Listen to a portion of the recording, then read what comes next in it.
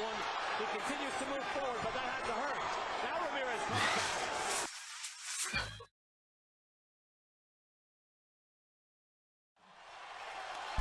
Hooker had his head snapped back. Mark Nelson says that's enough. And Jose Ramirez is the unified champion at 140 pounds. Wow. The winner by TKO victory as referee Mark Nelson calls a halt to the contest. He is now the unified WBC, WBO super lightweight champion of the world, Jose Carlos Ramirez. All right, welcome back to another episode of Against the Ropes. I am Gio Garcia. I am alongside Christian Mosqueda, Christian Rodriguez, and Lily from Chicana Boxing. Episode 47, I think. Sounds about right. We're losing count, dude. That's a good thing. Yeah. Losing count, but we do have a special guest here today. Yeah, we got Mr. Adan Ochoa, professional boxer. Welcome. All right, thank you. Thank you guys for having me. How's it going, man? All good? Good, chilling. Just finished from training. Nice. Oh, yeah? How was it? Good, sparring. I love sparring. You love sparring? You put That's the some best part. You put some hurting today? On Yeah, people? snatching another body. Fight coming up, huh? Next month? Yeah. August? Yeah, about 3 to 4 weeks. 3 or 4 weeks, and you're fighting back in Pico, Yeah, right? in the sports arena. Yeah, you're very comfortable in that arena, huh? Yeah, I'm comfortable anywhere as long as they got a ring and another person to There be you on. Yeah, so I was at your last fight. That's the first time I'm in that arena. Yeah. And I saw you, and I was like, dude, this guy has like a mean face. And then, no, you had a mean face, and then your style. I was like, Where you know? from? Tell them where you're from. Yeah, tell us a little bit about, for people that, Straight out of CPT, Compton. It's sir. the Compton in me. there you go. So you were born and raised in Compton? I was born in Long Beach, and then Hey. from there we went to Compton. I was like lived out there in Long Beach for like 2 years. Oh, Okay. okay. My whole childhood life in Compton. Oh, okay. What part of Long Beach were you born? I don't even know. Man. I wasn't even out there like that. So. Or like the east side? They- That's where the You say that's where the hospitals are. Yeah, right. I was gonna say a west side. There's no hospitals out there. St. dude. Mary's or where? Which one were you I born in? think Memorial. Memorial. I was right Okay. there. Yeah. Right there. Si sabes yo. So what about Compton? What part of Compton are you from? From the east side Compton. All right, but you didn't go to high school in Compton. You said Nah, my dad didn't want me going out there. I was ready to Smart. get into trouble. Yeah. smart. Hanging around the wrong people. You would have probably gone to Dominguez. Yeah, I was gonna go right there to Dominguez. Okay. Dominguez is not that bad, but it's still Compton. Yeah, still Compton. A lot of bad influences. That's it. Yeah. So you guys moved to where? To Downey, it's better out there, nicer, more calm. You don't hear that many gunshots. So Downey. You went to Downey High? Yeah, Is that I went right? to Downey High School. Yeah. Okay. When did boxing get started in your life? When was the first time you put on a pair of gloves? I was about like 9 or 10 years old. Okay. Cause my dad didn't want me being in the streets, so he told me like you gotta get into some type of sport. You can't just be straight from after school. I would just go kick it with the homies, with the the wrong people, and he didn't like seeing that a lot. Mm-hmm. So he just told me, man, like we gotta put you into something. And then like he thought about it for like a week. He was like, what about boxing? I was like, yeah, I could try that. Yeah. See how it goes. Mm-hmm. No, I saw the interview, your appearance with Sean. Shout out to him. Beat the count. You said he liked wrestling. Yeah, I Right. used to love it, man. And I guess boxing was the closest thing, right? Being in the Yeah. ring, in Yeah, between the me. ropes. I used to be bouncing off the ropes. I used to have all the little world titles, the Oh, yeah? toys. Yeah, Shit. I used to have all that. I used to love it, man. What was your favorite finisher move for wrestling? For wrestling, Yeah. I don't even remember them, man. I just know boxing now. Oh, My mind just boxing. Mm-hmm. So you start boxing. Did you used to watch it when you were 10, 11?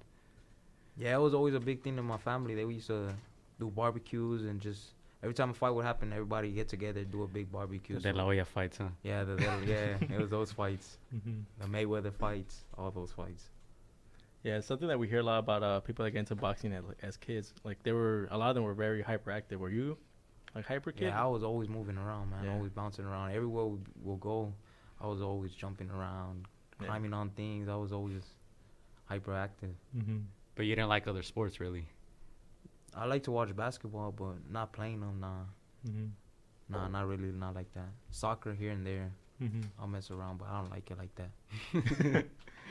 Like, what moment in the gym did you realize, like, I'm good at this? Like, when was that moment? Do you remember that moment? Yeah, after my first sparring. Oh, yeah? Yeah, I went in there and messed that boy up. I just went in there, just swinging. Like, that's all I knew how to do, and I didn't know how to move or nothing, so I just went in there swinging nonstop, boom, boom, boom. And I like this feeling. Yeah. And now, you have sparred some big names, right? Yeah, I sparred big names. You mentioned a lot of names, so what are some of those names? Oscar Valdez, Leo Santa Cruz, Danny Roman, Jesse Magdaleno, Manny Robles, a bunch of good people, and I learned off of all those sparrings. What are some things, in particular Leo Santa Cruz? What is something that you learned from sparring with him? He's in your division. That's their weight class. His defense, man. His defense is good. Like, he don't move a lot, but he's always at home with his gloves, and it's like. Some people think he takes a lot of punches, but he's like blocking them, slowly moving and slipping them. So like, that's what I learned from Leo. He got good defense and good uppercuts. Nice. What about Magdaleno? What'd you learn from him? Oh man, he's fast. He's real fast. He got a good jab, and he's very skillful and very fast. Are there certain words that you guys like? Do you guys talk after that sparring, or do you guys just kind of just leave it there? Or Nah, I wasn't trying to be a groupie or nothing. I just like trying to fight these guys, huh? Yeah. I just like, man, I gotta work on this, or I learned this from them. At the end of the day, I always tell myself what I learned off of sparring those type of guys. Yeah, nice. So you're 10-1. Yeah, I think we talked a little bit about this at the fights that we covered. You joined us on the commentary table on Saturday for the Awesome Boxing Show, right? You guys talked a little bit about it, but yeah. Go ahead. I'll start with that. Like, what did you like about calling those fights? Oh, it was cool. Something for the first time. That was something new, and it was very cool. I'm open to do it again. Yeah, man, we'd love to have you back, man. We usually do them every 2 months, every 2-3 months now. Something like that. Were you nervous? You were nervous, right? Jen was shout out to Jen. She's here. She was telling us that you were nervous. Yeah, a little bit, because I didn't know what to say or nothing. I didn't even feel like you were nervous. I was like, I didn't seem nervous at all. I talked to him, like, if you want, just have him on for a round. She said he's nervous. He's like, no, he's actually doing really good. And I went back and listened to it, and it was good. Yeah, that was my first time, so I was just like, oh, man, I don't know what to say or nothing. We're like, guys doing all the talking. Let's let him do it, man. But yeah, seeing those fights, some of those, these are some of the fighters that are starting. You have like 4-rounders. Yeah. It takes you back to when you're still very young. I'm sure it wasn't too long ago that you were in these 4-rounders. Yeah. What do you remember from being in those kind of fights? It's a transition. That's where you transition from the amateurs to the pros. Like those 4-rounders are right there. It's almost like the amateurs. You got to be on it. There's not that much time. It's only 1 round more actually, and you got to throw a lot of punches. Win the rounds. Yeah. And then the 6 rounds, that's when you start like transitioning more into a professional fighter. Were you ever in those fights? You talk about like not having too much time to warm up. Did you ever find yourself losing like one of those early rounds? And what did you do to get yourself out of that little hole, if that ever happened? Nah, I don't really think I lost any rounds like that from the fights I won. So you're like, you didn't even let it get to that, right? You're like dominating. I wouldn't like to let it get to that point at all. But now that I'm doing more rounds, I feel like I could take my time more, and that's what I like. Pick these guys apart. I asked you a question. I was like, sometimes you learn more from those losses than from the wins. You're on a win. You have a lot of wins, but you have 1 loss. What was that one thing that you learned from that bout? Never losing in my life. That's never gonna happen again. Not only that, but I just I was over myself. I was 2-0, 2 knockouts, and I just had to learn how to slow it down. I was going too fast, and I'm glad I got the right people behind me to tell me otherwise now. Now, I heard a story about this loss on Beat the Count, of course. You faced a guy who was coached by Buddy McGirt, right? Yeah, it was. Both of them were good people. Buddy McGirt, he's a legend. He's a smart man, and I went to talk to him after the fight, and Buddy McGirt gave me my props and stuff like that, and we talked for a cool minute, and then they just told me to learn off of that loss, both of them. Yeah, Buddy McGirt just made some headlines with this unfortunate event that happened to his fighter. Yeah. I've asked this question to certain fighters over the past week. Does that ever cross your mind, and about the harsh realities of boxing, and what do you do to try to maybe not think about that too much? Oh man, just work on the defense a lot. Defense is not a lot of people focus on defense, stuff like that, and that's the main thing. And try not to get hit as much. Of course, it's boxing. You're gonna get hit, but you gotta learn when to say no and stuff like that. It's hard for us boxers because we're all warriors and stuff.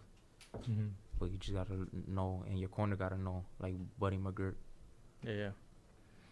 To me, do you in your corner have like maybe an understanding? Do you guys have like certain signs, like if it ever gets down to those deep waters, what to do?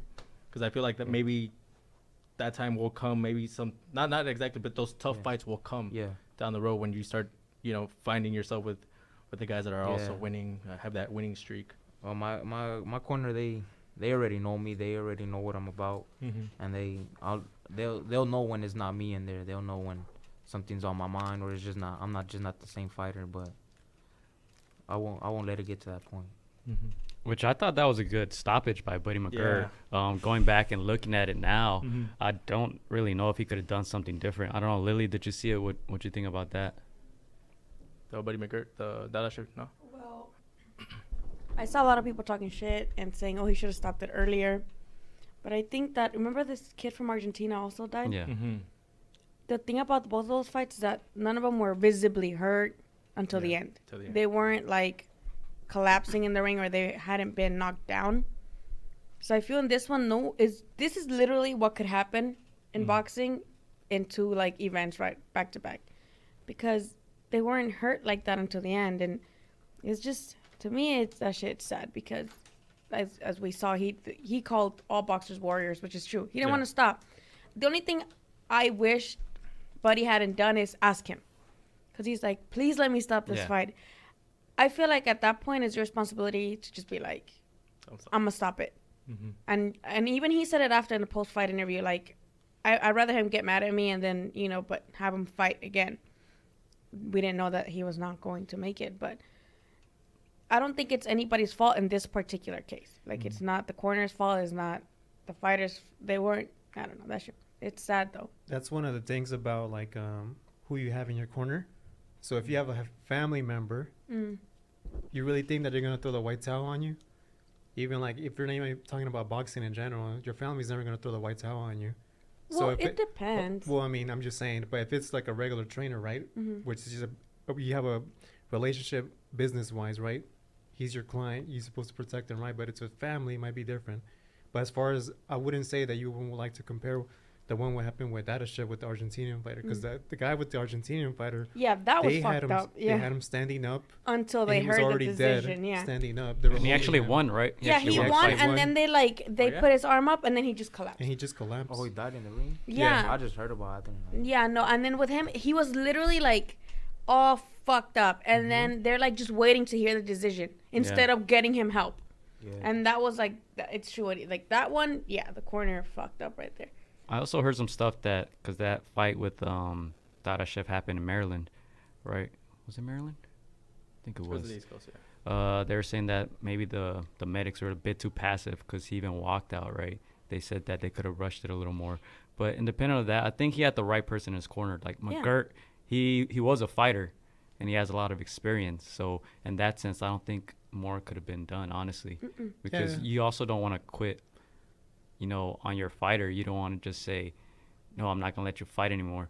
But I think they need, obviously, that communication has to be there between trainer and boxer. But everybody like Tim Bradley, Andre Ward, Max Kellerman, they were all in agreement that there was nothing else that you could do.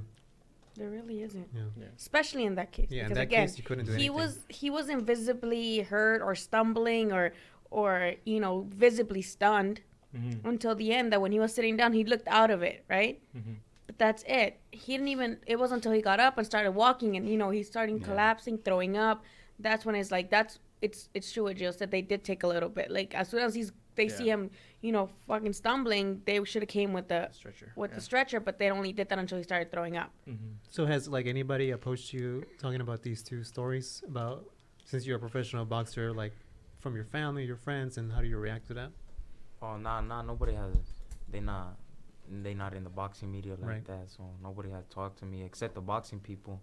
I talked to them about it, and it's just very unfortunate that things happen in this sport like that, and all sports, all Right. contact sports, Yeah. because especially boxing, like punches don't tickle or nothing. And you're not supposed to be getting hit in the head like that. Yeah, I think it's also important to highlight that these are freak accidents. Like, there's literally hundreds of fights every weekend, and for the most part, you're not going to see death in boxing, right? I think, I'm not going to say it's an overreaction, but, I mean, 2 cases out of how many fights that happen in a year as well, So I think it's important, especially for boxers like you guys, to not overreact to it, right? Yeah. Well, yeah, I agree with you. It's just very unfortunate that had to happen. My condolences to his family and stuff like that. Is very sad. But it's also too, like, when you're fighting, stick to your game plan. Because when we go ahead and we commentate these fights, they turn out to be swing bouts. And part of the reason why these fights turn into swing bouts is because the whole crowd wants to see a knockout. And you feed off the energy. And sometimes you're like, you know what? Yeah. Let me get into it too, Yeah. So when that happens, stick to your game plan. Yeah, stay focused. Yeah. Mayweather did it best. Yeah. Who are some of the guys that you looked up to? I think you mentioned Juan Manuel Marquez. Yeah, Marquez. I like him better than Chavez. I don't know why, man, but he's just better counter puncher. Because he was drug free. That's Yeah. Oh my God, Gio. I just grew up off of him. I didn't grow up off of Chavez. Did you hear about Chavez, by the way? Sorry to interrupt you. Yeah. He was robbed at gunpoint. Yeah, that's crazy. This past weekend in Mexico City. Yeah, But a lot of That was people are wild, calling man. bullshit. Really? Like, there's a lot of people in Mexico that are like, this is just like to make like publicity stunt type. they're saying that it was for his jewelry or staged. something, wasn't it? Staged. For, Like, there's trust me, chains? like that's what yeah, they're for his saying. watch. Like his watch and his chain. But serious shit, like look it up and look at the responses to his tweet there. Like there's a lot of people that are like, this is bullshit. Like this is all staged. Wow. Well, if it is staged, it's because maybe his son is His fighting son's 2 fighting. weeks from now. Because of that, and just that, the agenda they're trying to push on these neighborhoods in Mexico, which we all know fucking Mexico City is not a fucking walk in the park. But people are calling it out as like, oh, what? There was no cameras there, and like nothing ever happened. Like there's no cameras. There should be cameras, and people that recognize the neighborhood, they're like, there's cameras there. Just ask them to pull the footage. So a lot of people are saying that it's fake. I hope it was just because that's fucked up. But I don't know. As long as he's good, it's all Yeah, right. as long as he's good, yeah. Good. I found out through Travis Jr. So I was like, What a reliable source. for real. I was like, nah. One watch. So Marquez over Chavez, right? Yeah, For you. Marquez over Chavez. His that knockout that he got with Pacquiao, that was something very historical for all of boxing. It was very historical. Yeah, a lot of people didn't think Pacquiao would recover from that. That type of knockout. He bounced back like a true champion that he is. Yeah, big time. Yeah, you saw that fight with Thurman. Yeah, that Pacquiao was Thurman. cool. Yeah, What'd you think about that fight? It was a good fight. I thought Pacquiao had it. Yeah.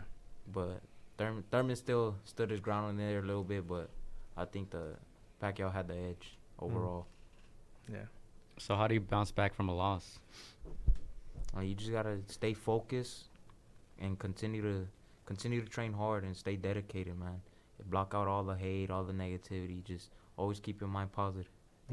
What did you did differently when you ended up having that first loss? Like, what did you do? Change trainers. No disrespect to my first trainer, Salvador Casillas. I appreciate him. He taught me a lot, but I just changed trainers and something more professional. And I was training more with professionals. I got more into the professionalism because with Casillas there was a lot of amateurs involved. And then when I went to Maywood, there's nothing but professionals, learning off of all of them, the way they walk, the way they act, stuff like that. That's what I learned. I learned a lot, like more of the professional game. After that first loss, did you took a number of time until the next fight ended up happening, or was it just continue fighting the next day? No, I stayed out of the gym for like 2-3 weeks. That was the longest I ever stayed out the gym. Usually, like the longest I'll stay out the gym like 3 days. And then I just got everything together, and this is my life. It's about finding yourself again, right? Yeah, and so I bounced back. I mean, that was no easy opponent, right? That was another fighter that was 5-0 undefeated, and you were undefeated at the time, right? So it wasn't like, yeah.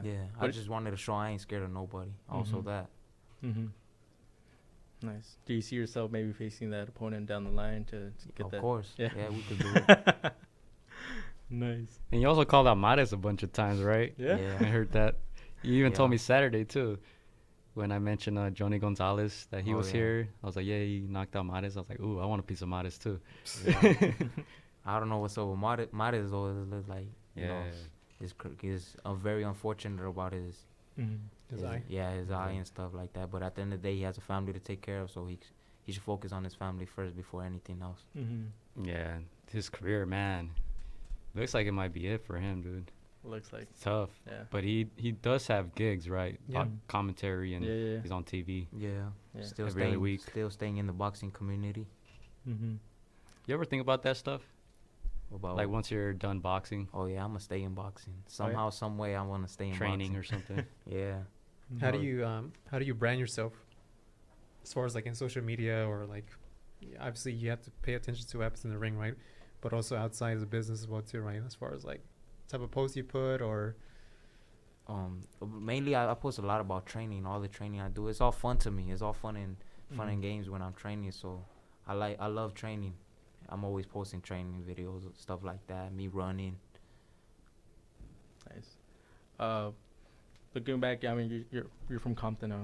Stay in Compton. Do you ever think about maybe going back to schools and talk to the kids, mentoring them, and doing stuff like that back for the community? Yeah, of course. And when I get enough money, I would like to give back to Compton and making stuff like more parks or more sports available for the kids and stuff like that, and make it a cleaner place.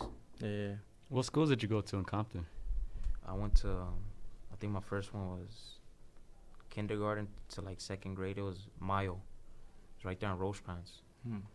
And then in elementary, I went right there. I think it's Alameda. That was Willard. And then middle school in Whaley, right there on Rosecrans and Gibson. Now, in your lifetime, like let's look at the list of people who made it out of Compton, right? Yeah, like Kendrick Lamar. Yeah, YG. You have The Game. Dr. Dre. Dr. Dre. But of the recent people, right? And Also, Leonard, Kawhi Leonard. Kawhi Leonard. He was from there. His dad was actually Yeah. shot and killed in Compton. In the car wash. Yeah. In the NBA, you got guys like Tyson Chandler, Tayshaun Prince, James Harden, too. Brandon Jennings. Yeah, he went to Artesia High. DeMar DeRozan, Compton High School. Oh, yeah. You ever think about that stuff? Like, The Williams sisters too. yeah. Yeah. Do you ever think about that when you're the you're goats? fighting? Like, because Compton is a city with a lot of history, Yeah. right?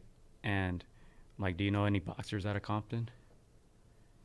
Not really. Not really, I don't right? really hear nobody repping Compton like that or putting Like on for the a city. lot of people do make it out, but the vast majority isn't, right? Yeah. You ever think about that stuff? Like, trying to be like a positive role model. Yeah, I would love to be a positive role model for all the kids in Compton and get them out that gang mentality, the bad tagging, stealing stuff. You see all that all around Compton. Like, have you been to Vegas? Yeah, I've been there a couple times. Yeah. Just imagine in 5 years, you're at the MGM Grand, Yeah. right? You're about to step into the ring. You're fighting for a world championship, right? You're about to make this $5 million real quick, right? And then when they're saying your name, they say, hailing out of Compton, Yeah. Adan Ochoa, right? Just imagine how many people that can influence, like how many Yeah. kids watching TV. It'll be a very big thing. As long as you put your mind to it, you could do it. There's this book called Vice. It's about a cop from Compton. This guy, he's half Mexican, half white. He grew up in Compton in like the 50s, 60s when Compton was white. It was all white. And then he saw that transition, right, when it turned Yeah. blacks and browns Yeah, into Hispanics. Compton. Then the gangs came and the drugs and all that stuff. And I recommend that book. Vice? Yeah, I'll give you the name after. All right. And throughout the book, he talks about every like who's who of Compton that you could think of, right? Because this guy turned into a cop once he got older. He talks about running with Tukey Williams, right? Yeah. The founder of the Crips.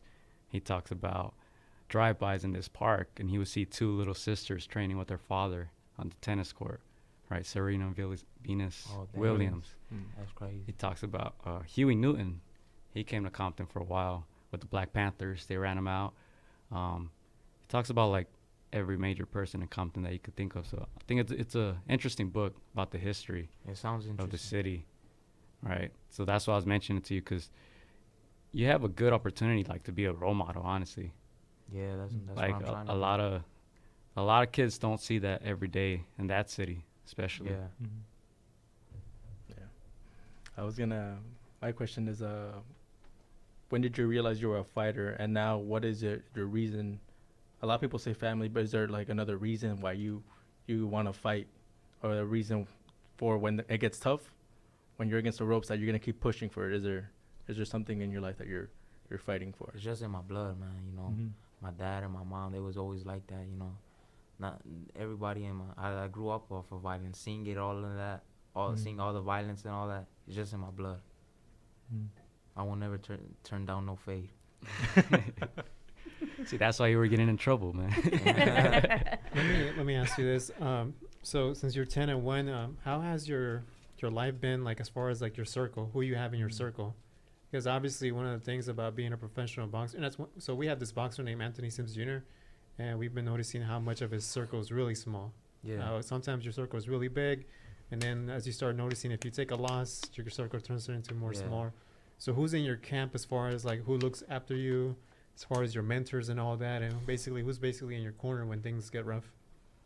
My trainers and my dad. My dad's been there from day one. He's the one he's the main manager right now. He's the one everybody goes to, and because of my dad, things get done. Everybody goes to my dad, so he's one of the main ones. And my corner, Maywood Boxing Club, all of them, they behind me, rooting for me and all that. Who are these people from Maywood Boxing? The owner of Maywood, Mando Huerta, then his two assistants, Ricardo and Orlando. Oh, nice. So, Adan, you've been very, very active on the boxing calendar. How many times do you look forward to, like, do you want to fight next year, 2020? I've been averaging like 4 or 5, so if we could do more than that, I'll do it. I don't care. I'll fight every week. But I ain't fighting in Mexico, so it's not easy. Okay. And you say you want to stay at 126, right? Yeah, I want to win some world titles in 126.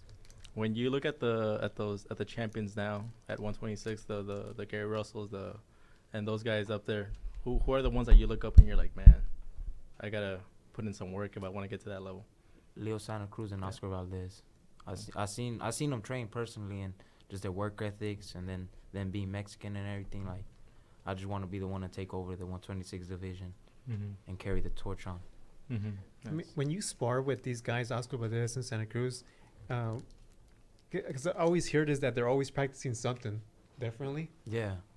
Well, Oscar Valdez, man, that boy, he just be swinging He drops people on sparring. Oh, he's one of those. He just swings. But Leo Santa Cruz is more technical, more smarter, but he also does throw a lot of more punches. That'll be a good fight, Oscar Valdez and Leo Santa Cruz. Who would you take? We're putting you against the ropes right now. Putting me against the ropes, man. I feel like It's a draw. I feel Leo has an edge. He has a little bit more experience, but Oscar Valdez, isn't he younger? Yeah, right. A little bit younger. But Oscar, they're both true champions and warrior-hearted fighters. Nice. When you look at Box Strike, you see next to your name there's an American flag, and there's a lot of talk in the boxing world, like when there's a Hispanic fighter, they rep Mexico. Yeah. But you were born here, and so, like, you get that American flag. What are your thoughts on that? Well, I was just born here, but you know, I got the Mexican blood in me. I was raised up from Mexican people. You know, it's just. I decide. I just decide. I just live here, but I'm fully Mexican. When your ring entrance says it all, right? Like, yeah, where you fight, it's pura cultura. Like, yeah. What's the song that you come out to normally? My favorite grupo right now, Fuerza Regida. They my favorite, man. One day I'm gonna get them and walk me out. I like that guy, Fuerza Regida, J.O.P. You know them, Lily? Yes. You know? They cool. Yeah, that'd be sick. I love them, man. Like, nobody does that too. Like, none of these new boxers be coming out with these new guys, and they're new, young, talented, just like me. So why not? They gotta make that shit exciting, man. Yeah, like, man. that's one of the things I pay attention to. Like, from the song that you come out to Yeah. to how do you step into the ring, right? To what you're wearing, like Well, people I would asked pay you attention that. to that stuff. Swag, yeah. They're hot right now. I asked you that in the ringside commentary. Like, what do you think about this guy's ring entrance? You remember? Like, Which guy was it? I forgot what was the guy, but just is there anything that you look at when these boxers come out of the ring? Yeah, you gotta have something that motivates you, something that pumps you up. You can't have something boring or something like. You gotta have something that the fans will like also. You know, none of that boring stuff. Nothing quiet. Remember Gervonta's Thriller entrance? Oh, yeah. that was good. That was cool. here, right? This is where he had the stuff up. Yeah. Yeah. He had That the was Thriller cool, though. thing. Yeah, it was cool. like a Everybody whole likes Michael choreography. Like, dang. Would you ever think about doing something like that? Something choreographed? No, I don't know about all Some that. Aztec dance or something. Oh, speaking of ring entrances for Ramirez and Hooker, they fucked up their music. Did Oh, they? really? Ramirez was coming out to some like cool ass paisa shit, and then like all of a sudden it went like silent, and I'm like, what happened to the Freaking music? the zone. The zone, of You course. guys didn't notice that? I just saw the fight. I Oh, Oh, didn't you see guys the- were in there. Don't Yeah. sometimes people change it? Like I know Canelo doesn't he changes? He changes. He does like yeah, two he does songs. two Yeah, songs you to could do intimidate that. you. No, Yeah. but that way, it literally like it started, And and then it because he stopped? has like somebody también like singing, Oh, and it what? was cool, and I was like, oh shit, hell yeah. And all of a sudden it's just quiet, and you're like, He walked to the whole ring like that, like quiet. Damn, that's yeah, like midway, and then they did the same, and then with Hooker, you could barely hear anything. I felt like they couldn't. That shit fucked me up. I'm Yeah, like, but huh? that's nothing with what happened the day before with the press conference. They had these two women. Oh yeah. Oh, that was bad. Oh my god. That should look like Circus Circus, huh? But that shit was so awkward That's so because like awkward. Yeah. they like turned around all weird to like Yeah. get. Why didn't they give them the belt till they both got down? Like that was weird. Like who Yeah, it who was approved unnecessary. that? Like what Shout out to budget? Alfonso Gomez for that I comment. know, dude. I died. I fucking died. That was But funny. yeah, that was awkward. Who approved of that? I don't know. I saw somewhere in the comments that they used to do that back in the day. But Who do I you was think like, approved that, Lily? I've never seen You that. think Bob approved that or Eddie Hearn? Eddie Hearns. Eddie Hearns? You guys want to get into that fight? Yeah. That shit was crazy. You know what? The Davis one? When we gave the predictions, I just said Ramirez because I'm not betting against any Mexican champion right now. Like, dude, they're on a roll right now, dude. Yeah. Yeah, we go down the list from like 122 to, I don't know, there's just like, you just see that Mexican flag. Bam, bam, bam, bam, bam. But Yeah, dude, they have so many champions right now, and it was a crazy ending. Good stoppage, right? I don't think Yeah, anybody's no. in yeah, it. that was a good stop. That was a good stop. Then did you see the highlights of that fight? The Hooker Ramirez? Yeah, I've seen it. And even he praised the referee. A lot of people don't praise the referee. They get mad at the referee. Yeah. But I like how he did that. You know, he knew when he was wrong and when they were supposed to stop it. Yeah. And he praised about the misunfortunate events. Yeah. I like how Ramirez, when the post-fight interview guy was like, oh, he knocked you down in the first round. He's like, that wasn't a knockdown. Ooh. I was like, good Nice. job. Because There you that go. wasn't, he like stepped on him, right? Yeah. He accidentally stepped on him. That's why Hooker slipped. But no one goes out of their way to say that, or they could have been like, whatever, it already happened, whatever. He straight up was like, besides, that wasn't a knockdown. I'm like, a Yeah. king. I feel like this card was like everything that could be good with boxing, and they showed it. Right, these guys were on opposing, Networks. Well, that happens every week. People just try to act like it doesn't. Yeah, but like with this one, I mean, yeah, we were talking shit about the zone, but the zone, is giving some fighters like their Wait, what do you coverage. mean it happens every week? It happens all the time. He's It's- saying How does it happen all the time that happens all the networks come time. together and for big fights at It least? happens all the time. not with big fights. Not with big fights. Not with Andrew- unification Andrews, fights. Joshua. That was That's all the because time. that was one That was time. because that was one time, time. and That it was was because because- it was a late replacement, and Yeah. Andy was fresh in people's minds. Like that was one time. Just look For at the list and look at the big-ass promoters. fights, You that realize never it happens. happens. Big fights, For no. two guys that are undefeated in their prime, different promoters, How many examples different can you give networks. of that? Not just this one and Andy Ruiz. No, how many examples can you give of two undefeated fighters who are on the opposite side of the street? None. How many? Just one, right? Errol Spence and Crawford. That's it. Oh, to be made? Mm-hmm. Yeah. Well, no. There's a lot. Who? There's a lot. Like, look at the PBC people and look at. Okay, Crawford. imagine. Yeah. Andy Reese just fought Joshua, and they're about to run it back. But that was because of the late opponent replacement. Yeah. They wouldn't have handpicked Ruiz in any other situation. Let's be honest. Yeah. Would have they ever picked Andy Ruiz in any other situation? Of course not. There you go. There you Like, go. what else? But you just had one this past weekend. Wilder Joshua is not made. And that's why I'm saying You just it had doesn't Ramirez happen against often. Hooker. But that's what we're saying. Like, That's what we're saying. It doesn't happen. It happens often. all the time. Bitch, when? hold up, but Well, give me examples when it doesn't happen. well, it only happens. If I just named two that yeah. did, and then 2. I Hold just up. named 3. The only reason why that fight happens See, because they're like excuses. no, the only reason why that fight. Oh, enlighten me with hold up, your- shut up. Enlighten me with this Yeah.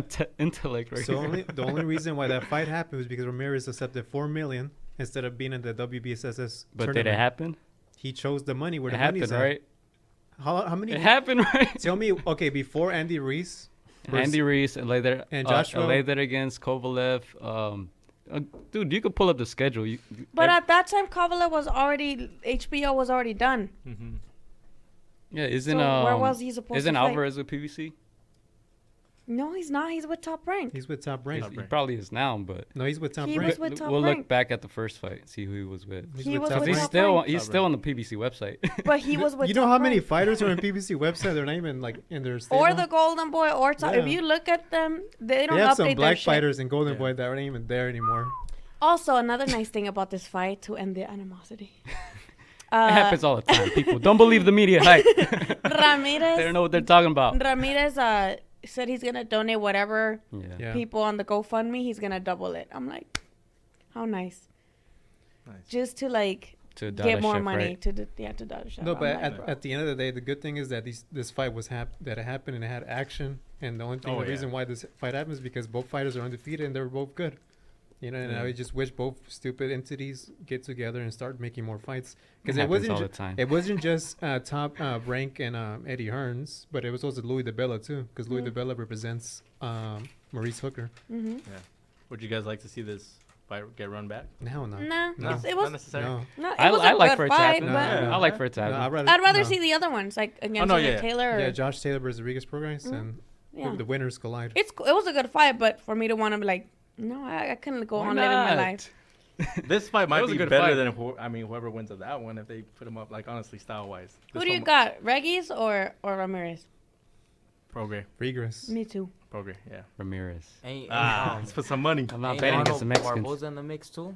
Barboza. I heard he been calling him out. Yeah, he's out there knocking at Yeah, that he's out door. there. Yeah, yeah. He's fighting Yeah. this month, right? August 17 at the 17. LAFC Yeah. Stadium. yeah. You're gonna go to that? Nah, that's a week before my fight. No, that's good. Smart man. There you I go. gotta be. They could have done better, dude. For that stadium, they could have got some. Well, Benavides more was supposed to names. be the guy, but he. Nobody knows him. Yeah, I mean that's He's not even tough. from here. Let me. Had it been the other brother, yeah, but Yeah, that would have been But good. Benavides, Didn't he go to jail or something? yeah, he for street racing. Of course. That's illegal. He got injured, and then I'm like, how you injured, but you were street racing? I'm like, I don't know, but like as far as like leading up to your fight or fights, what do you do like differently? As far as like what time do you stop sparring? What time do you stop exercising? At what times you just gotta start meditating? Just stop physically training. Usually, I train all the way to the weigh-ins, but not like the week of. That's light stuff, you know, jumping rope, running, hitting the mids. Nothing too like crazy or nothing. But sparring, we stop it a week before. Is it kind of difficult making weight, or like how does that play out for you, for your body? Nah, I don't have any difficulties making weight. I could be making this weight till I don't know how long, but for a long time. Do you watch your diet? When I get within a month of the fight, that's when I start watching my diet. I'll be getting big sometimes. So super tortas, huh? What do you eat? What do you eat? In and out? In and out. Tell me that's not overrated. Tell me In and Out's not overrated, man. it's true. I read the comments. The fries do taste like cardboard. Like I don't get why people. In-N-Out? In-N-Out fries? They taste like Nah. fucking like shit, cardboard. man. I like Nah, them. they're bomb. Hell no. I like my fries thick. I don't like Yes, that they're fucking so stringy thin. ass fucking fries. They're like the sour punch straws, dude. I'm just like, yeah, what am I eating? I don't like that shit. The I just burgers like are okay, fries. but the I fries are not. Oh, the animal style fries. Yeah. ¿Qué más quieres, Lily? You stole my fucking ketchup. I did. Oh my ketchup. We had some In-N-Out when we went to RGBA. They didn't give us enough ketchups, man. I love ketchups. All I saw was like I had my fries and I'm like, oh, where's the ketchup? And like he had all his fries with ketchup and spread, and I'm like, my a fucking gentleman, fries dude. are like fucking dry. So Those fries are already shitty, so I'm like, I need know. ketchup and spread. Salt. No había nada. He fucking had it all. has there been like a situation like that? Like, damn, I'm way over shape right now, and the fight's coming up. Has there been a situation like that yet? Say no. Nah. Well, when I start for the training camp, Yeah. that's when I'll be like, damn, man, I'm pretty. I gotta man. do it twice the Yeah. amount of work, right? That's usually in the beginning, though. I don't let it get to that point. What's one thing that you like to do in training? Because I know there's a number of things that component besides the sparring. Oh, besides sparring, I like exercising Like a what? lot. Push-ups, pull-ups. I like just being in the gym, being active. How long do you usually stay at the gym? In the boxing gym or the workout? Workout. Like the LA Fitness. Mm-hmm. About like an hour and a half, 2 hours, working out, having fun. You ever swim? I know they got pools in some of them. Nah, I never really tried swimming. You know how to swim? Dude, I just barely started learning how to swim like 2 weeks ago. No, keep laughing. keep laughing. But it helps your upper body strength. Literally, it gets you tired. Like, getting tired, yeah. Yes, it's a full workout. I think she's laughing that he just learned. Hey, at least, I'm admitting that some people don't even know how to swim. At least kids are learning how to swim. Dude, When we I was got people at in your- the class. when I was at your house, I was finding out how many people didn't know how to swim that day. Really? Yes. Now we're I people. learned how to swim so like Good for you, Lily. young. Good for you. But you know what that reminded me of? Of when we were at Robert Garcia's gym and there was all the fighters that said they didn't know how to swim. Yeah. And they were scared to get in the pool. They're Even though fucking the up, pool man. is not like deep. Yeah, it's not deep at all. Like, They're like, they don't like going in there because they don't know how to swim. They act like they don't throw. You can like walk. yeah. You can walk in the fucking pool. They and act like they're they don't throw them in the rios and the I know, in el rancho. rancho, that's how we learn shit. But I'm Te just lleva la saying- corriente or you learn how to swim. I think the Watch deep your was like closer, 5 too. feet, huh? It was like 5 feet deep. That's I think, yeah, Yeah. because I was, yeah. you can walk across the Yeah, whole. yeah. We're playing Marco Polo there. It's good exercise, man. Yeah, it is, man. Even if you don't know how to swim, you just at least walk, do some cardio stretch. No, I'm just saying. I'm just keep laughing, Lily. No more candy from me anymore. Sorry. Lily, your kids are gonna teach him how to swim. I know, dude. Oh, fuck. That's too funny. All right, let's stop this. What do you like to do after conversation. the fight? Like Yeah. when you're tired as shit, like you just go home. What do? You chill? Play Fortnite? Nah, I don't play games. Nah, after the Play fight, games. I like to eat. I still don't even know what Fortnite is, by the way. I have no idea. Keep it that way. What do you like to eat? Steak. Steak. I don't never eat steak before my fights because it makes me feel like sluggish and heavy.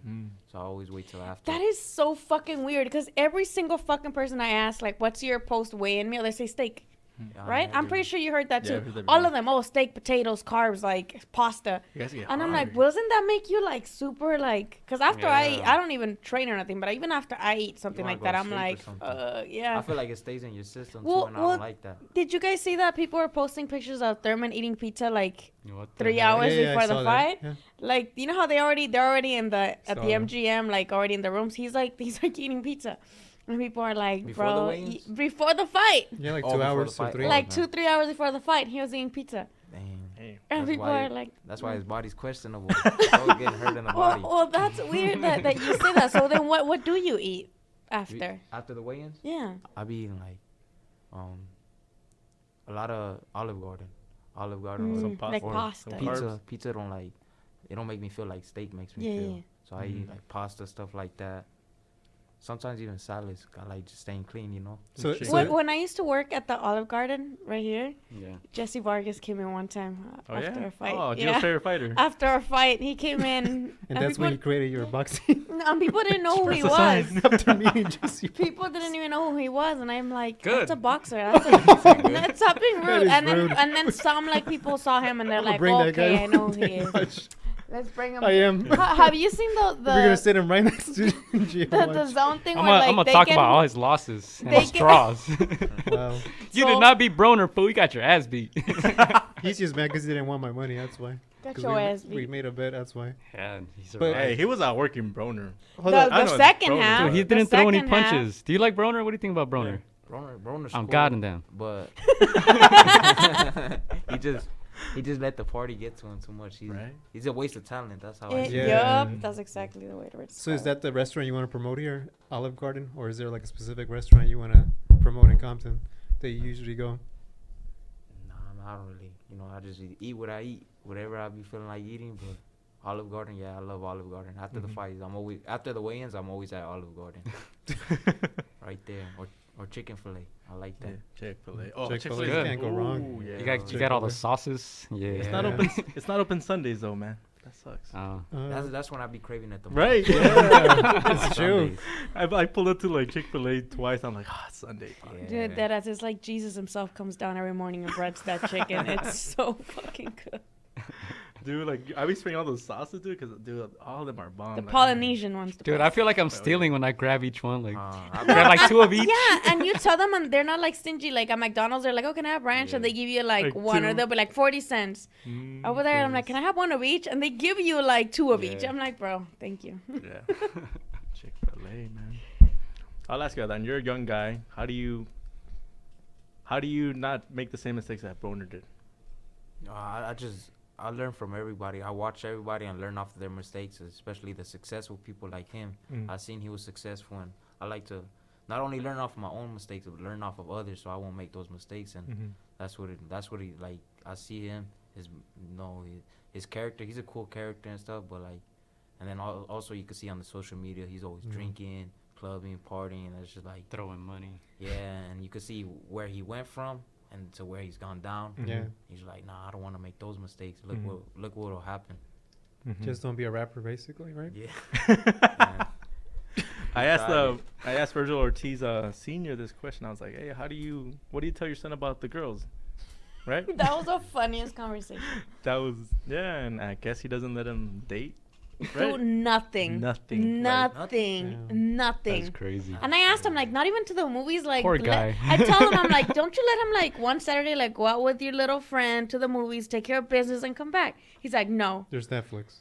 He's like, that's how accidents He said there's happen. Fortnite, right? Yeah, he does not, like. That's boring. He's like, we worked way too fucking hard for this. He's like, for him to just lose concentration over some bitch. Jeez. I'm like, not even. I was like pressing him. I'm like, not even to the, like, literally just go do your business, take care of business, and come back. He's like, no. I mean, I get the discipline. I get that. That's wild. That's too much. It's military. It's but he's. He has a But it haircut feels too. like they have a mutual understanding. Yeah. Like, I don't think Virgil looks like he feels like he's missing out on anything. Him and his dad have like this weird, good relationship and understanding. And I think Virgil knows what his dad has given up on his own life to put him through that type of life, and what he has gotten now, that he respects that. Do you see anything with that, with similarities with Mikey Garcia, with Virgil Ortiz, like how they were when they were in the beginning? Like, in what way? When they were like being brought up. Well, yeah, because I think because he's right there, with right? his fight against Easter, wasn't this whole like documentary type thing about how his parents were the American dream? Like, they came and they built up everything that they have now is because of Mikey and, you know, his parents, basically. They were the American dream. They're the successful American dream.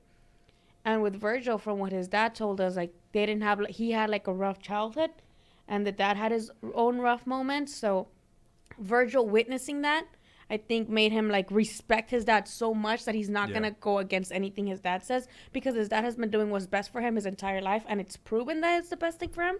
So I think he doesn't even question it. And again, Virgil does not look like, man, like, my dad doesn't. No, he looks so fucking like, chill. Like, okay with the way they talk, the way, it's fucking crazy. I was jealous. Like, I'm like, I wish I had that relationship with my dad. I think I told you, I was like, it seems like they have that's his father, but at the same time, that's his friend. Like, that's his friend, but also that's like your boss. That's right? It's like the best combination of your dad, friend, but boss. Like, and you're gonna fucking listen to him. Yeah, but it's not and like, you're not gonna question it's not like it. those other father-son relationships, like the Kenny. It's not like that at all. Not at all. It's like, you gotta do this, and it's like, no. Not at all. He's like the type of like, Miko, this is why you gotta do this, and he understands. Like, well, in the interview, like, he says, Miko what type? Huh? Yeah. He's like, what type of parent would I be if I let my son do this and that? And then every time I asked him something, he'd be like, well, I'm also a parent, but I'm also his trainer. Like, what kind of trainer or parent would I be? And then he goes on, and he doesn't let go of his parent role. And I think I asked Virgil this. I don't know if I asked Virgil or his dad, but the way that Virgil's dad is like he's not like a jealous trainer, you know, because we see a lot of dads destroy their kids' careers. Teofimo? No, well, I'm not even gonna go. I don't know. Do you know Chimpa? Yeah. Chimpa, I love Chimpa, dude. He was like the Ryan Garcia of Golden Boy back then, right? Not with the Kiki Do You Love Me videos and shit, but like in the way that he was headlining, he was making big moves, right? And then he got knocked out, and he got knocked out again, and his dad was in his corner for a while. And then once he was trying to switch to Joel Diaz, I think it was kind of too late in a way because he was older. But I feel like that his dad being his trainer had a lot to do with it, because when you're somebody's dad and you know, like I feel like you don't have that there's no balance or insight. Am I really teaching my son, or am I being critical because I'm his dad, or am I not being critical enough because I'm his dad? Look at Manny Robles. You sparred with Manny Jr. Same thing. He doesn't train him. Manny Robles has Rudy train Manny, right? It's hard to have that balance with your dad and your trainer. So I think it was cool that his dad answered that. He's like, I'm not gonna limit my son to only what I know. He's like, I love him and I want him to grow, so I'm gonna put him with these other people that are gonna teach him more than I can. Yeah, I gotta ask you this. So usually, and in boxing, it always happens every single week. You just gotta find it somewhere where a boxer didn't actually win, but they gave it to the other guy. Does that run across your mind, like in your corner, like where you tell him, "Hey, you think I'm actually winning?" Because you know the judges can basically decide in favor of the other fighter. Does that like come across in each single fight, like you're really blunt with your trainer and your coach, like, am I actually winning? They'll tell me straight up. They like, hey, come on, you know. I never had them tell me that, but you know, they after every round they say, hey, you over there looking like $1 million. Keep doing what you're doing, giving me the advice. So yeah, they'll let me know, but I'm sure they'll let me know when it happens. I feel like my last fight actually, it was a split decision. I didn't feel it was a split decision. I felt it was unanimous. One judge gave him all the rounds and only gave me one round. The other judges, the other two, gave me the same thing, but for me. So I don't know what that judge was. Some Adelaide Bird shit. I'm not a judge though. So what goes around your mind when that happens? When you see other fights in boxing, like when they rob fights and stuff like that. Yeah. And it sucks, man, because all of us, we work hard to be where we at. Yeah. And stuff like that, and it's just very like, it's like these judges can't be doing this to us, because we, at the end of the day, we all work hard, all of us. You know anybody that's been in that situation before, like a professional boxer, that they just gave it to the other fighter, and how did they react or anything like that? Like, any advice? Has anybody given you that yet? I haven't met anybody like that or anything. But I've seen it, in fights and stuff. I think the 360 promotions, I don't know if you guys got to see those fights. There was a couple that I felt like they were robbed. Yeah. That tends to happen there. Yeah. Because they have their blue chip fighters, and even if they don't look, they'll still. Like, they're good fights, but then you're always questioning. We saw some this Saturday. Oh, yeah. I mean, looking at the schedule. Sí. I mean, I don't know. The Chileno? It's so tough. Yeah, the Chileno lost Luis Norambuena against this guy.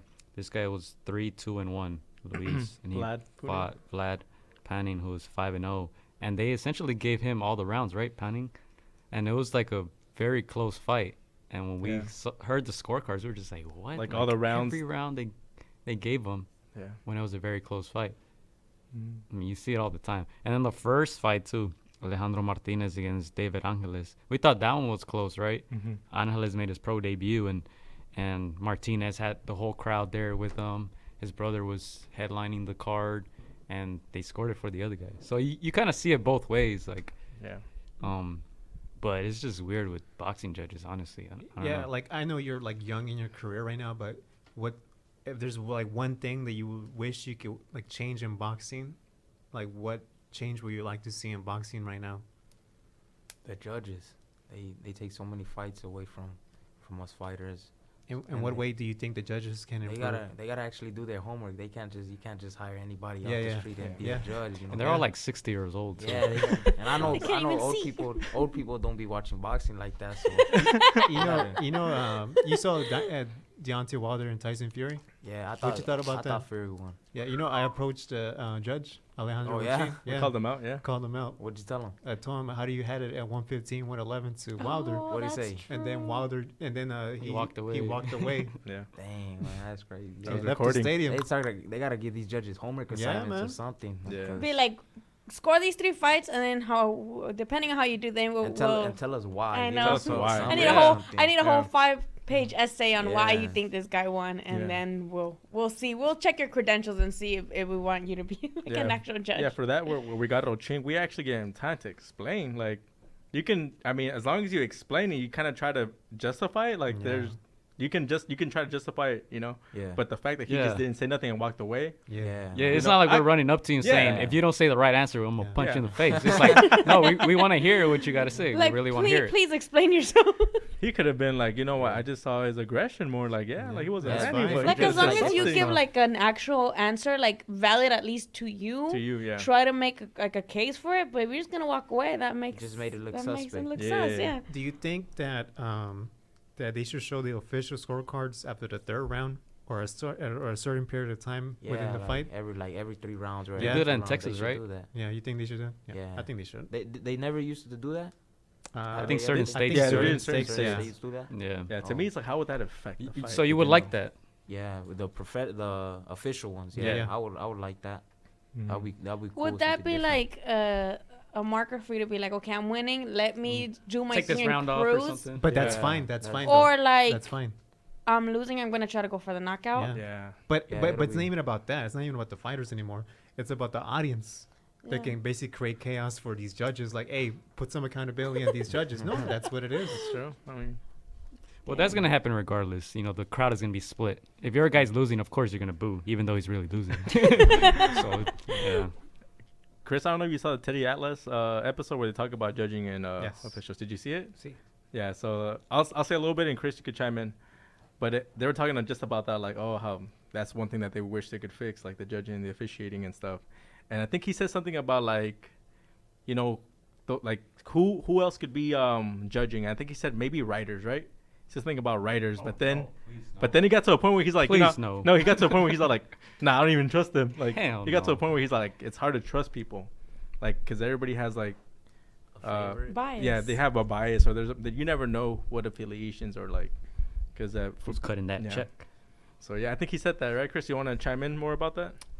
You kind of basically said it all, but Yeah. but no, I agree with you. The judging has been probably one of the biggest, like, you know, to me it hurts because if you actually won the fight, but they actually have it as a loss, like how mentally draining that could be for you Mhm. when you go back the next day, realizing like I just gave so much in training For camp, nothing. and even about the fight. You know, I trained 2 months for the fight, Yeah. and then leading up to the fight, you supposedly lost. You know, Yeah. I can't even believe it. Yeah, I was gonna ask you that. And let's say, But that's boxing, dude. Yeah. Sorry to cut you off, Yeah, but yeah. like Lily posted a funny ass video. This guy was against the ropes and he was doing Tevin Farmer. He was dodging every punch and the Oh, ref they stopped it. Yeah. Yeah. So it's boxing. It's just like if it's corrupt. It's I would've corrupt. swung dude. on the That's ref crazy. I know, but everybody replied That that is they're like, "Damn, I would have crazy. fucking asked the Yeah. ref to lace him up and I'd fuck him up right there." Like, bro. dude, I just want to say, I think Tevin Farmer. I think we're lucky to have somebody like that. He's such a talented boxer, and then he fights 3-4 times a year. I think he's like the most active. I think he's fighting next week. Is it sarcasm I'ma or? stop you right there. I really like his. I'm gonna I stop you I right really there. like how he fights, man. I'm I gonna really stop like. you right there. He gives you okay? 12 rounds every Because single time. you We're know so what? fortunate. You know what? All right, dale, dale. Nothing against Put me against the Trevor ropes. Farmer. I like you said, he's very skillful. I'm glad that he was finally giving a fair chance at a title. Mhm. But please don't come at me with this, oh, we have a guy that fights 5 times. I don't give a fuck how many times you fight if you're fighting opposition that is not up to par with what par. you need to be fighting. Especially world champion level. Why are you like No, I get It's you. I true, get you know, like I'd rather, and this is the other opposite, Mhm. but I'd rather have someone like only fight once a year, but they're fighting like good fights, or twice a year. See, that's new school boxing. Because man. look at- That's new Yeah, I school don't know. boxing. Because look I at don't like we that. have two extremes, I right? don't like that. He's fighting like 5 times a year with like people that Yeah. you have to Google, right? Or only the UK fans are familiar with, Yeah. Mhm. right? Okay, like what does that do for you? Honestly, Let's Yeah. ask what the does that fighter. do for Let's you? ask a fighter. Yeah. Would you rather fight once a year against a very good opponent? Or Gervonta. Or- Gervonta that fights only once a year or twice, but also his opponents His are opponents not aren't up to very par. good. So, Gary I Russell? but where's that balance? Like fight Let's once ask the or fighter. twice. Let's ask the fighter. What would you rather have? 4 or 5 fights against guys who, You don't have to answer, by the way. or one very good fight? I'd rather have 4 See? 4 more. You want to or stay 4 or active. more. Stay active, yeah. And you learn too, whether you you. learning but I know what you're saying. Yeah. I don't think Tevin Farmer learns so. I think no. Shit, No, that's harsh. in the way That I'm is not harsh. saying that. I'm saying that he has an easy time with these guys. He's still getting punched. Hopefully, Yeah. Jaime Munguia learns. They don't tickle like he said. No. Punches don't tickle. Hopefully, Jaime Munguia. But he's not getting punched. Did you not see that clip? He's rarely getting punched. That's great defense right there. You're gonna Jaime get punched Munguia. regardless. Now, of Jaime the fight. Munguia is another one of those guys that he fights 5 times, and his opponents are like cool in other countries. Like they're the best of other countries. But they're right? still pretty good. Like But Hogan. Yeah, but Dennis that's Hogan, you what gotta I'm put saying. respect on him. Hopefully he learns because those are fights that are not. He's not being dominant. He's not right. Hopefully he learns from those fights. And they're getting paychecks, so I'm not mad at them. They're getting paid. I just don't like that whole. He's giving us 5. To me, That's him. Tevin Farmer is fighting. Would you rather Gary better Russell? opposition than They're staying relevant like that. But Yeah. that's Go. the other extreme that I'm talking about. Gary Russell Yeah. and Gervonta. They're really good fucking guys. Like I love Gary Russell. Yeah. He is so fucking talented. But he's fighting guys that we're like. He fights every May. That's like the And, worst. and of that's both. the worst because only once or twice a year, and man. against Yeah. same with Leo. No offense, like Leo's a great fighter. It's true what you say. You think he's getting punched, but he's not. Yeah. He has his guard Oh, up, right? okay. But he's fighting. Who is he fighting? He's fighting guys that are like lower ranked from Mexico. In his defense, you can tell he wants to fight the names. It's just, Yeah, I think he That's does. just more promotional bullshit. No. So He said no. We know I Leo. disagree with you. yeah, I don't know. I disagree, but I see where you're coming from though. Yeah. Because I want to see the fights that I want to see. I don't want to see you fight the pizza guy from the Oh corner. my god! Right. Or the But- Uber guy, Solido. But I rather have him fight. He actually got. Never mind. This fight was good.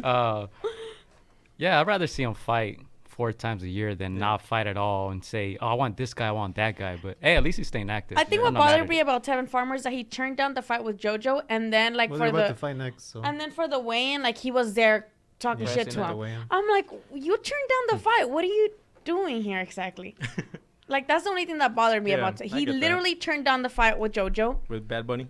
Yeah, and then he turned up that win where he looked like Bad Bunny, and he's like talking shit. I'm like, where was this energy when they sent you the fucking contract? So who's a boxer that That's you also.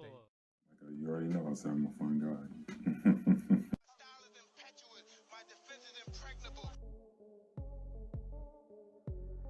Hola amigos, soy Juan Francisco Gallo. Quiero mandar un saludo para mis amigos de Contra las Cuerdas. Échenle muchas ganas, un abrazo, muchas bendiciones. Shout out to Against the Ropes. You know what mine is? Let's box, bitches. It's almost fight night. Shout out to Against the Ropes. Thank you for the support. Keep doing your thing. You're doing a great job. So thank you and best wishes. Huge shout out to Against the Ropes. Against the Ropes. Shout out to Against the Ropes. Thank you guys for the interview and hope to see you guys soon. Against the ropes, always doing the right thing. Shout out to Against the Ropes, man. I appreciate you guys for having me, taking the time out y'all day. Against the Ropes, #1. Freddie Roach. Thank you very much.